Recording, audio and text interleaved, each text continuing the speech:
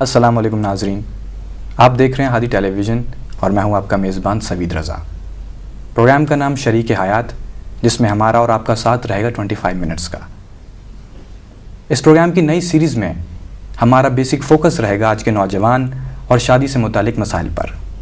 مختلف پہلوؤں سے ہمارے ایکسپرٹس دور حاضر کے نوجوان کو متعلق مسائل میں اپنے ایکسپرٹ اوپینینز دیں گے، خاص طور پر جب بات آتی ہے زندگی بھر کے ساتھ اور بندھن کی۔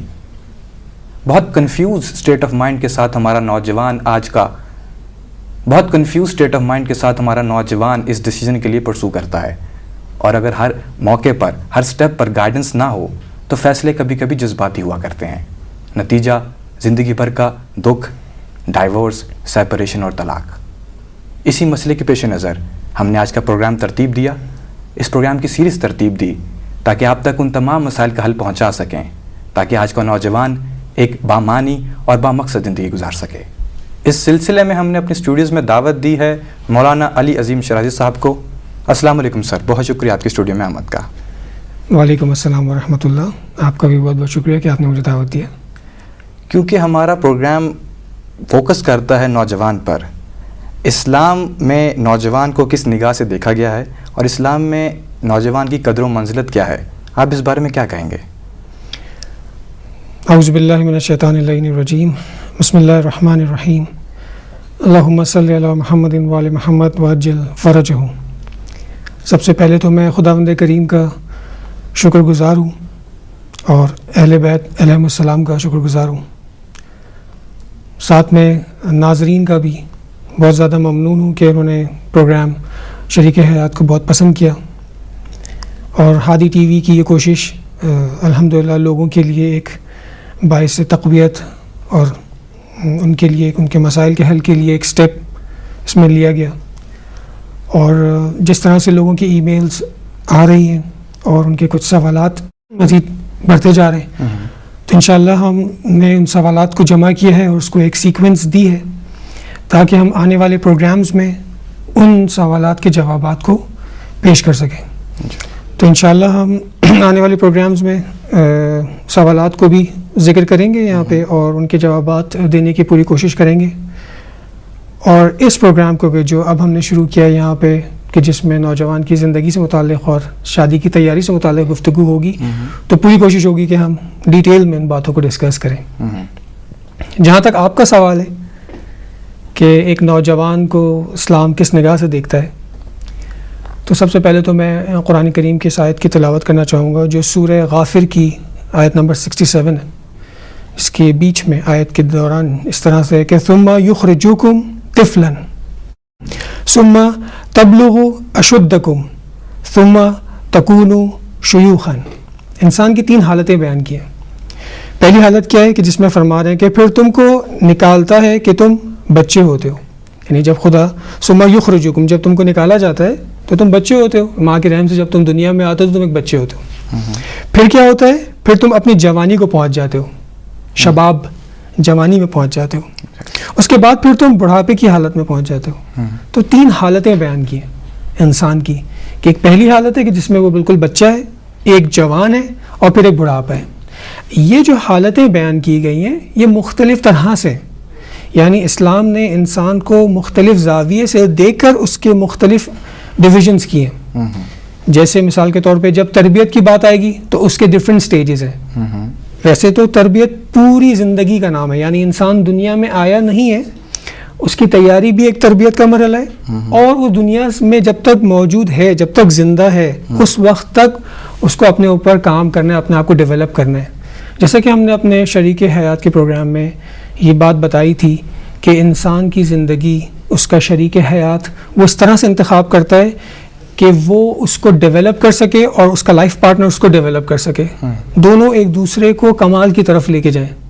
جو ایک شریک حیات کا مقصد ہے وہ یہی ہے، کیونکہ ہم نے اپنے پچھلے تقریباً 23 پروگرامز میں اس بات پر توجہ دی کہ انسان اپنے شریک حیات کو کس طرح سے ڈھونڈے، کن چیزوں کو فوکس کرے، کون سی کرائٹیریا کیا ہونا چاہیے، سٹینڈرڈز کیا ہونے چاہیے، کمپیٹیبلٹی کہاں ہونی چاہیے، تاکہ جب وہ ایک اچھا لائف پارٹنر ڈھونڈے گا جو کہ صرف اس کا لائف پارٹنر نہیں ہوگا بلکہ اس کی اولاد کی تربیت کرنے والی ماں بھی اس میں ہوگی, اور وہ خاتون جو ہوں گی وہ ایک شخص کو ایک اچھا باپ کے شکل میں بھی دیکھیں گی کہ جو ان کے بچوں کے اچھا باپ بنے گا. تو یہ پورا ایک آن گوئنگ پروسیس ہے پوری لائف کا.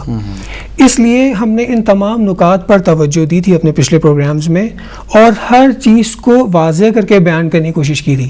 گو کہ اس وقت بھی ہمارے پاس ٹائم ہمیشہ سے لمیٹڈ رہا ہے, اور اس میں ہم نے کوشش کی ہے کہ ان باتوں کو بیان کریں, لیکن فوکس ہمارا اس بات پہ تھا کہ ایک نوجوان کو کن چیزوں کو فوکس کرنا چاہیے کہ جب وہ اپنے شریک حیات کا انتخاب کر رہے ہیں. ساتھ میں ماں باپ کو بھی گائیڈ لائنز دی تھیں کہ اسلام کی نگاہ کیا ہے, کیونکہ ہم لوگ جس معاشرے میں زندگی گزارتے ہیں اس میں مختلف پوائنٹ آف ویوز موجود ہیں, اوپینینز لوگوں کے موجود ہیں, اپنے اپنے خیالات سب پہنچا رہے ہیں دوسروں تک. تو ہمیں اسلام کا بھی ایک صحیح پکچر ہمارے ذہن میں ہونا چاہیے کہ وہ کیا ہمیں بتاتا ہے اور کس طرح سے ہمیں انتخاب کرنا چاہیے. تو ان 23 پروگرامز میں جو پچھلے گزری ہیں ان میں ہم نے کچھ باتوں کو یہاں بیان کی تھیں اپنے ناظرین کے سامنے. اسی طرح اب جب ہم اگلے مرحلے کی طرف جا رہے ہیں کہ جہاں پہ ہم اگر ایک شخص نے شریک حیات کا انتخاب کر لیا ہے, اس کی منگنی ہو چکی ہے یا بات پکی ہو چکی ہے, یا وہ شریک حیات کو ڈھونڈ رہا ہے, اور اب وہ یہ دیکھنا چاہ رہا ہے کہ وہ اس اسٹیج میں ہے کہ جب اسے آیا وہ تیار بھی ہے یا نہیں. کیونکہ ہم نے ایک سوال دیا تھا اپنے ناظرین کو, اگر یاد ہوگا, تو ہم نے کہا تھا آپ یہ دیکھیں آپ ایلیجیبل ہیں یا نہیں ہیں شادی کے لیے, آپ کتنے تیار ہیں. تو وہ تیاری اگر کوئی کرنا چاہ رہا ہے تو اب ہم اس کی مدد کریں گے یہاں پہ کہ وہ اپنے آپ کو تیار بھی کر لے, تاکہ وہ بہترین زندگی گزار سکے جس کا تصور اسلام نے ہمیں دیا ہے. افسوس یہ ہے کہ معاشرے میں بہترین شادی کا تصور رہا نہیں ہے. یعنی آج کا ایک مسلمان اگر اس سے کہا جائے کہ تم شادی کرو تو وہ بہت مشکل سے ایک بہترین تصور اپنے ذہن میں رکھتا ہے. وہ سوچتا ہے شادی ایک پرابلم ہے, ایک مشکل ہے, ایک ٹینشن ہے, اس سے بچا جائے, اس سے جان چھڑائی جائے, لیٹ کی جائے شادی, جبکہ اسلام ہمیں کیا کہتا ہے. اور تمام باتیں انشاءاللہ ہم اس کو ڈسکس کریں گے. خاص طور سے یہ آپ کا سوال کہ جو جوان کو فوکس کر کے تھا, جس کی آیت کی تلاوت میں نے کی, تو اس خداوند عالم نے انسان کو 2 اسٹیٹ کے بیچ میں جوانی کا اسٹیٹ رکھا ہے. یعنی پہلا اسٹیٹ کیا ہے؟ پہلا اسٹیٹ یہ ہے کہ جہاں بچپنے کا دور ہے, یعنی محتاجی کا دور, جس میں وہ ضعیف ہے, کمزور ہے, اس کو ہر مرحلے میں اس کو اپنے ماں کی ضرورت ہے, باپ کی ضرورت ہے, اس کو وہ ان کو کھلائیں گے بھی, پلائیں گے بھی, ہر چیز کا خیال رکھیں گے, ڈپینڈنٹ ہے وہ کمپلیٹلی. اس حالت سے وہ باہر آ رہا ہے اور اب وہ جوانی کی حالت میں آ گیا ہے, جہاں وہ اپنے آپ کو ٹوٹلی انڈیپینڈنٹ محسوس کرتا ہے. وہ یہ محسوس کرتا ہے اسے کسی چیز کی ضرورت نہیں ہے, وہ اپنے پیر پہ کھڑا ہو گیا ہے. اگر وہ جاب کرنے لگا ہے تو وہ سوچتا ہے مجھے پیسے کی بھی ضرورت نہیں ہے, ماں باپ کی ہدایت کی بھی ضرورت نہیں ہے, اب میں کمپلیٹ آزاد ہو گیا ہوں. لیکن خداوند عالم نے اس کو آگے کی بات بتائی. آگے کیا بات بتائی؟ کہ تمہیں پھر ضعیفی آئے گی تمہارے پاس, پھر سے تم دوبارہ محتاج ہو جاؤ گے, تمہیں پھر سے سہارے کی ضرورت ہوگی, تم ریٹائر ہو جاؤ گے, دنیا والے تمہیں ریٹائر کر دیں گے, تو پھر کیا ہوگا؟ تمہیں کسی کی سہارے کی ضرورت ہوگی, کسی کی توجہ کی ضرورت ہوگی, بالکل اسی طرح جس طرح ایک بچے کو اپنے ماں باپ کی ضرورت ہوتی ہے. تو جب تم بوڑھے ہوگے تمہیں پھر سے اپنے بچے کی ضرورت ہوگی, تمہیں ان کے ساتھ تمہیں ان کا چاہیے ہوگا. یہ تمام باتیں اسی لیے اولاد سے کہا گیا ہے کہ وبالوالدین احسانا, اپنے والدین کے ساتھ احسان کرو. یہ وہ والا احسان نہیں جو معاشرے میں رائج ہے کہ ہم احسان کرتے بھی ہیں اور پھر جتاتے بھی ہیں. یہ وہ احسان ہے کہ ایک طرح سے آپ اس کا شکر ادا کر رہے ہوں گے اپنے ماں باپ کا کہ آپ نے ہمارے ساتھ اتنا کچھ کیا ہے, ہم تھوڑا سا اس میں آپ کے ساتھ شریک ہو رہے ہیں. اب آ جاتے ہیں جوان کے اوپر. جوان یعنی کیا؟ اسلام کا ایک اپنا پوائنٹ آف ویو ہے جوان کے حوالے سے. ابھی جو ہم نے آیت کی تلاوت کی اس میں یہ بتایا آپ کو کہ جوانی ایک سٹیج ہے کہ جس میں انسان کے پاس قوت ہے, قدرت ہے, نشاط ہے, انرجیٹک ہے انسان. جوان یعنی انرجی سے بھرپور, امید سے بھرپور, پر امید ہوتا ہے وہ بچہ, وہ لڑکا. اس کے اندر جذبہ ہوتا ہے, ارادہ ہوتا ہے, ہر چیز کی ہائٹ اس کے اندر موجود ہوتی ہے, توانائیوں کے ساتھ ہوتا ہے. اگر اس کے اندر یہ ایمان بھی آ جائے تو یہ ایک بہترین پاورفل بینگ بن جاتا ہے جو بیسٹ طور پہ یوٹیلائز ہو سکتا ہے ہر ایسپیکٹ آف لائف میں. اسلام اس طرح سے دیکھتا ہے ایک جوان کو. اب سوال یہ پیدا ہوگا کہ جو بوڑھا ہے اس کے بارے میں کیا بات ہوگی؟ یعنی اسلام کے نزدیک جب ہم جوان کی بات کرتے ہیں اور یہ کہتے ہیں کہ نشاط پایا جاتا ہے, جیسا کہ امیر المومنین علیہ السلام نے فرمایا کہ اگر دیکھنا ایک مومن کو تو تم دیکھو گے کہ اس کے اندر نشاط پائی جاتی ہے, دائماً اس کے اندر نشاط ہے. اگر انسان یہ دیکھتا ہے کہ ایک شخص ہے, ایک جوان ہے, لیکن اس کے اندر سستی ہے, کاہلی ہے, چست نہیں ہے وہ, تو یہ پھر اس کے اندر مومن ہونے کی نشانی نہیں ہے. کیونکہ مومن کے چہرے کو دیکھ کر انسان حشاش بشاش ہو جاتا ہے, اس کے چہرے پہ ہمیشہ مسکراہٹ ہوتی ہے, وہ پر انرجی سے بھرپور ہوتا ہے وہ. اور اسلام کی نگاہ میں صحیح عقیدہ رکھنا اور نیک کردار ہونے والے انسان کو جوان کا تصور کیا گیا ہے.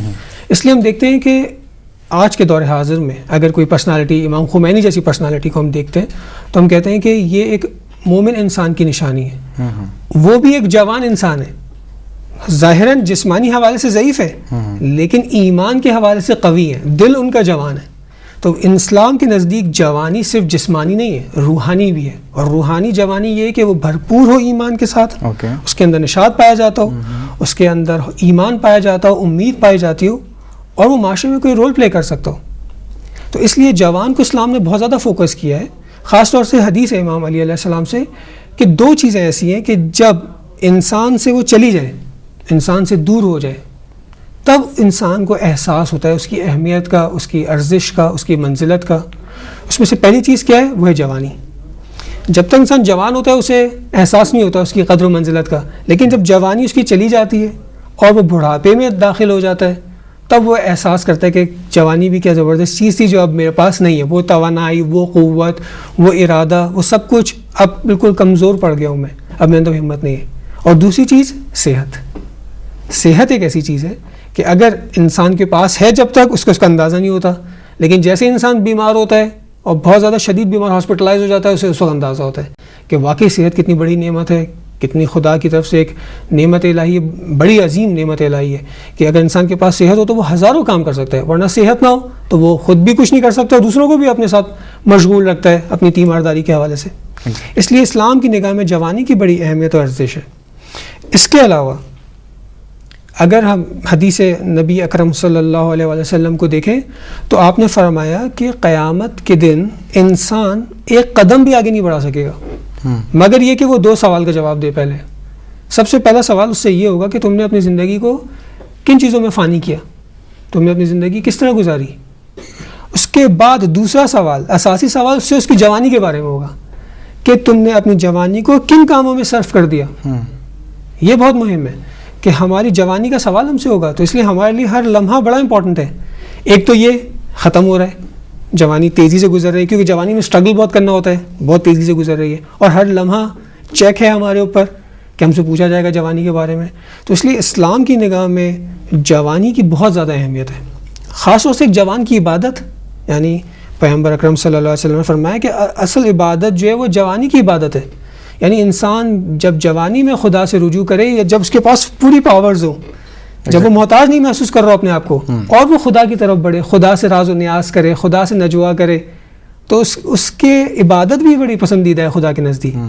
لیکن ایک آدمی مجبوری کی حالت میں خدا کی عبادت کر رہا ہے تو وہ اتنی زیادہ پسندیدہ نہیں ہے جتنی ایک توانائیوں کے ساتھ. اسی دور میں, اسی اسٹیج میں اسلام یہاں پہ یہ دیکھ رہا ہے کہ یہ جوان بہترین طریقے سے, مفید طریقے سے یوٹیلائز ہو معاشرے کے لیے, جو اس کے اندر قوتیں ہم نے اس کو دی ہیں. تو اس لیے اسلام کی نگاہ میں جوان کی بڑی اہمیت ہے.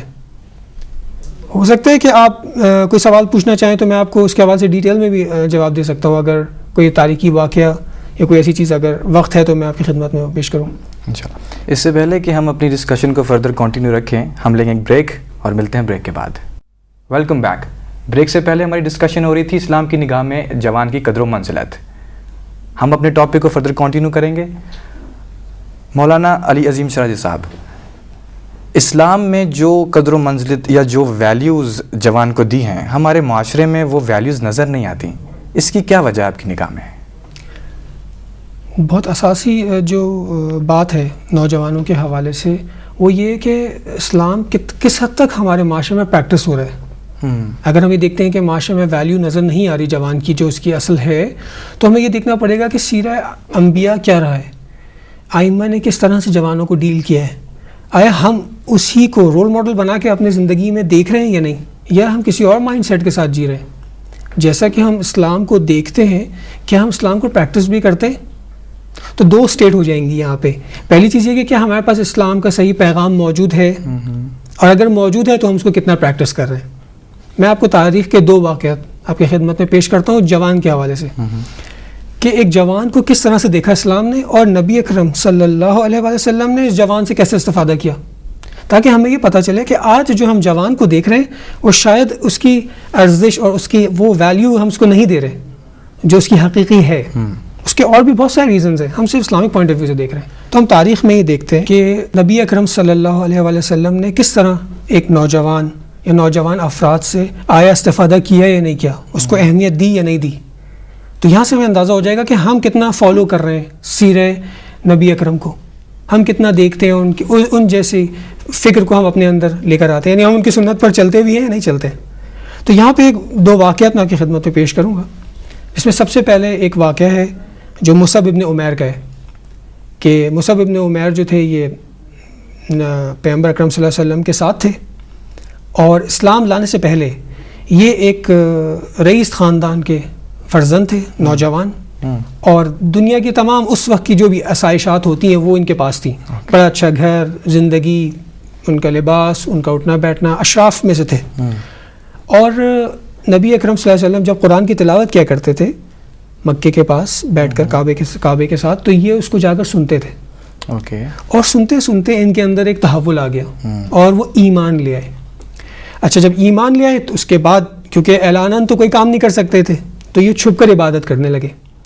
پھر ایک صاحب نے ان کو دیکھ لیا، انہوں نے جا کے ان کی والدہ سے شکایت کر دی. اس وقت کا ماحول کیا ہے؟ اسلام پھیلا ہوا نہیں ہے، اسلام ابھی لوگوں تک آشکار نہیں ہوا ہے.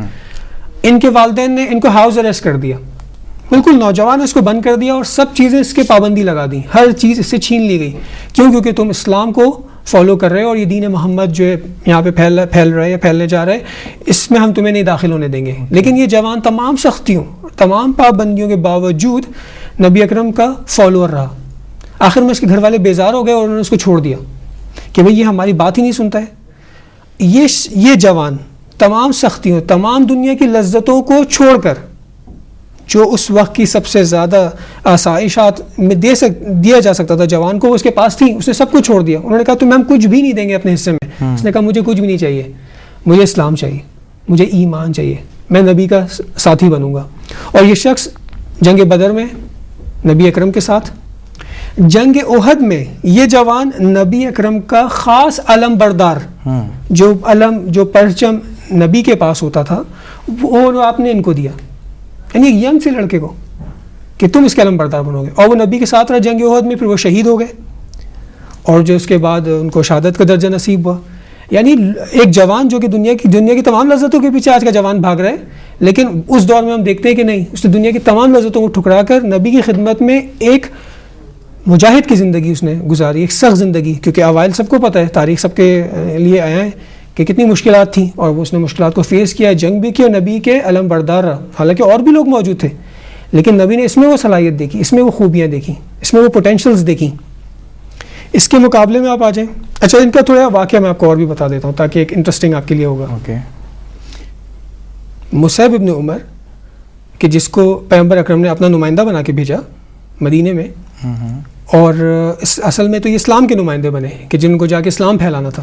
اور ایک اہم ڈیوٹی، کیونکہ اوس و خزرج کی جنگ زبردست تاریخی جنگ اور ایک مشکلات وہاں پہ موجود ہیں، اور ان کی عمر 20 سے 22، تاریخ میں مختلف عمر 19 بھی ہے، 22 بھی ہے، 21 بھی ہے. ان کی بالکل ینگ بلڈ جسے آپ کہتے ہیں. اور آپ نے ان کو چنا، نمائندہ بنا کر اپنا بھیجا مدینے میں کہ جاؤ اور اسلام کو پھیلاؤ. اور جیسے یہ پہنچے، جو ان کے اندر توانائی، ایمان اور ان کی اپنی مینجمنٹ، اس کے ذریعے انہوں نے وہاں پہ لوگوں کو اپنے قریب لا لیا، چاہے بچہ ہو، بوڑھا ہو، کیونکہ قرآن کی تعلیمات انہیں دی گئی تھی. انہوں نے جا کے قرآن کی تعلیمات لوگوں تک پہنچائیں، پریکٹس کر کے دکھایا، عملی طور پہ اس پہ عمل پیرا ہو کے دکھایا. تو یہ نبی اکرم کی دیکھنے کا انداز، ایک جوان کو اس کی ذمہ داریاں. آج ہمارے معاشرے میں ایک جوان کو کوئی ذمہ داری نہیں دیتے ہم، لیکن نبی اکرم اتنے حساس موقع پہ کہ اسلام کو پھیلانا ہے، اسلام کی باغ ڈور، اور اس نوجوان کو بھیجا. یعنی کہ آپ کہنا چاہتے ہیں کہ اگر ایک جوان کو یہ سمجھ آ جائے کہ سیدھا راستہ کون سا ہے، یا وہ جوانی کے عمر میں یا جوانی کے عالم میں جو چیز ٹھان لے سچے دل سے، وہ اسے کر گزرتا ہے، بالکل چیلنجز کو میٹ کر لیتا ہے. ایگزیکٹلی. جی، اسی طرح ایک اور واقعہ ہے کہ جو عتاب ابن اسید کا ہے. یہ بھی ایک نوجوان، 21 سال کا نوجوان، مکے کے اندر فتح مکہ ہو گئی، اور آپ کو پتہ ہے سارے مشرکین جو ہے وہ وہاں موجود ہیں اور سخت دشمن ہے، اور فتح مکہ ہو گئی، اور آپ کو پتہ ہے بغیر جنگ کی ہوئی. لیکن دلوں میں تو بغض اور کینہ موجود ہے نا لوگوں کے. وہ تو موقع ڈھونڈ رہے ہیں کہ کسی طرح انہیں موقع ملے اور وہ دوبارہ اس جگہ کو اپنے ہاتھوں میں لے لیں.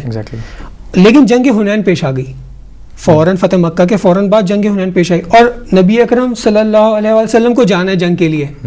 اب کس کو نمائندہ اپنا بنا کے جائیں کہ اس مکے جیسی کرٹیکل پوزیشن کو وہ سنبھالے بھی, لوگوں کو دین پر فالو بھی کرائے, اور پیغام اسلام کو وہاں لے کر جائے, یعنی شریعت کا نفاذ بھی, اور تمام چیزیں. اتنے حساس ایریے میں ایک عام آدمی آج کے دور میں اگر سوچے گا تو کیا سوچے گا؟ سوچے گا کہ کسی بڑے آدمی کو ذمہ داری دی جائے, کسی ایسے ہم جیسا آج کے دور میں سوچتے ہیں. لیکن نبی اکرم کی نگاہ کہاں پر ہے؟ آپ نے 21 سالہ نوجوان عتاب ابن اسید کو نمائندہ بنایا, اپنی جگہ اس کو رکھا کہ تم مینج کرو, تم ہر چیز کو کنٹرول کرو, ساری مسجد بھی ان کے ہاتھ میں, مینجمنٹ بھی ان کے, ساری چیزیں ان کے ہاتھ میں. یعنی ایک جوان کی اہمیت و ارزش کی صحیح شناخت نبی اکرم نے ہمیں دی, اس دور میں ہمیں دی. اور بھی تاریخ کے بہت سارے واقعات ہیں, کیونکہ تاریخی نشست نہیں ہے کہ میں یہ باتیں کروں, لیکن صرف ایک نگاہ, یعنی سینٹر پوائنٹ اگر میں اس بات کا, اس پورے پیغام جو میں یہاں دینا چاہ رہا ہوں وہ یہ پیغام ہے کہ معیار جو ہے نا اسلام کی نگاہ میں وہ استعداد ہے اور صلاحیت ہے. اور اگر ایک جوان میں یہ موجود ہے تو کیا بہتر. ایگزیکٹلی, اصل بات یہی ہے. تو ان واقعات سے سمجھ میں آتا ہے کہ ینگ بلڈ, جتنا جوش ینگ بلڈ کے اندر ہو سکتا ہے, اور ہم پوری دنیا میں دیکھتے ہیں بڑی بڑی کمپنیز جب وہ لانچ ہوتی ہیں تو ان کی کوشش ہوتی ہے کہ وہ لوگ سب سے زیادہ ینگ لوگ ہائر کر سکیں, کیونکہ وہ سمجھتے ہیں کہ ینگ بلڈ ان کی مینجمنٹ میں آ کر ان کو ترقی کی طرف لے کے جا سکتا ہے. خوب, اسلام نے نوجوان کو بہت زیادہ تنبیہ کی ہے, نوجوان کو, کہ وہ شادی کرے, شادی کی طرف رغبت اسلام میں بہت زیادہ تاکید ہے شادی کرنے کی نوجوان کے لیے. یہ رغبت اسلام نے کیوں اتنی زیادہ دلوائی ہے, اس پر آپ روشنی ڈالنے کی کوشش کریے گا. جی ہاں, میں اس بات پر آنے سے پہلے ایک دو باتیں اور آپ کی خدمت میں جوانوں کے حوالے سے پیش کروں, تاکہ جو بزرگان ہیں وہ اس بات سے بالکل مایوس نہ ہو. کہ دیکھیں, جوان سے کام لینا ایک بڑے عمر کے آدمی کا کام ہے, کام کرنا جوان کا کام ہے. اوکے, نبی اکرم کی سرپرستی ہے, نبی اکرم کی عمر 40-45 سال کی ہے, یعنی ایک بزرگ کی, ایک بات تجربہ رکھنے والے انسان کی سرپرستی میں جوانوں سے کام لیا جاتا ہے, نہ کہ جوانوں کی جگہ خود پہنچ جاتے ہیں کام کرنے کے لیے. یہاں جو غلطی ہوتی ہے, ہمارے معاشرے میں جو غلطی ہوتی ہے وہ یہ تھی کہ ہم خود پہنچ جاتے ہیں میدان کے اندر. نہیں, آپ سرپرستی کریں, ان سے کام لیں, وہ بیسٹ کام کر سکیں گے. یہ جو اصل بات ہے وہ یہ. دوسری چیز یہ کہ خود مورس ڈپس نے کہا کہ ورلڈ وار 2 کے بعد جب اتنے لوگ دنیا میں ہلاک ہو گئے تو اس کے بعد جوانوں کی صحیح قدر و منزلت کو پہچانا لوگوں نے, کہ جوانوں کی کیا اہمیت ہوتی ہے اگر معاشرے میں جوان کم ہو جائے. کیونکہ جنگ ہو رہی ہے, جوان ہی فوج میں بھی تو جوان ہی ہوتے ہیں, فوج میں جوان, سیاست میں جوان, تعلیم میں جوان, ہر فیلڈ میں آپ جوان کو دیکھیں گے. حتیٰ مارکیٹنگ کی دنیا میں, سیلز کے اندر بھی یہی ہے کہ وہ سیلز فیلڈ جو آپ کی فیلڈ فورس بنتی ہے اس میں بھی سارے جوان. یعنی آپ کو اگر آپ صحیح طرح سے دیکھیں تو ساری دنیا میں کام ہی جوانوں کے اوپر ہو رہا ہے, لیکن کام کرنے والے لوگ جو ہیں وہ البتہ بزرگان ہیں. لیکن اب وہ جوان سے صحیح استفادہ کریں یا غلط, یہ ان کے اوپر ہے. اب یہ سوال پیدا ہوتا ہے آپ کا کہ اسلام نے جوان کو کیوں فوکس کیا, یا جوانوں کو کیوں فوکس کیا کہ تم شادی کر لو. مولانا, ہم معذرت چاہتے ہیں, ہم ٹائم کی کمی کی وجہ سے ٹاپک کو نیکسٹ پروگرام میں ڈسکس کریں گے. جی انشاءاللہ ضرور. پروگرام اس وقت بہت امپورٹنٹ اور بہت دلچسپ موڑ لیے ہوئے تھا, لیکن دامن وقت میں گنجائش نہ ہونے کے باعث ہم پروگرام کو یہیں ختم کریں گے. میں مشکور ہوں مولانا علی عظیم شاہد صاحب کا, آپ اسٹوڈیو میں آئے, بہت شکریہ سر. شکریہ. نیکسٹ پروگرام میں آپ سے پھر ملاقات ہوگی, سیم ٹاپک, سیم چینل. ٹل دین اپنا خیال رکھیے گا اور ہمیں دعاؤں میں یاد رکھیے گا. خدا حافظ.